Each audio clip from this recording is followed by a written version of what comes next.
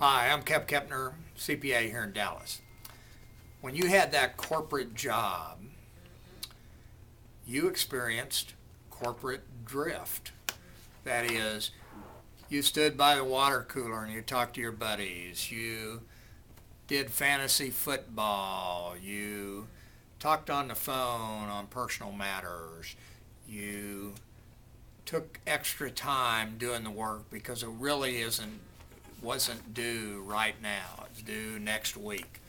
And you always felt like you were working really hard, but the reality is you were recovering from corporate drift. That's what you had, corporate drift. Drifting along in your job, meeting demands, working late from time to time because you didn't do what you needed to do. So now you have your own business, and you're selling enough business to get along okay. You're providing for your family, probably haven't really put enough aside for your income taxes, but you can do that later.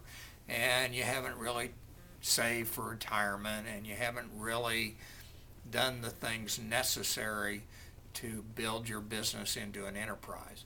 So what you've done is you've taken this corporate drift that occurs and you've put it in place in a small business where it's the most harmful, because you as the business owner can't afford to drift. You've got to be strategic, you've got to be active, you've got to get things done. And when you're in a big corporation, you don't really have to. I know you thought you needed to when you were there because your boss was on your butt about getting something done. But think about it.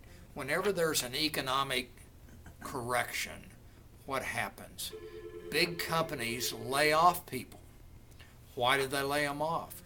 Because they're taking up space and they're not really working all the time.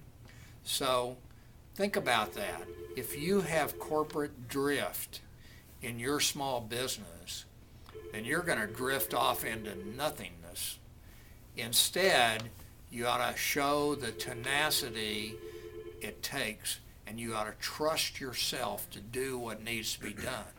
And if you need help to coach you through this, give us a call because we'll be glad to help. Thanks.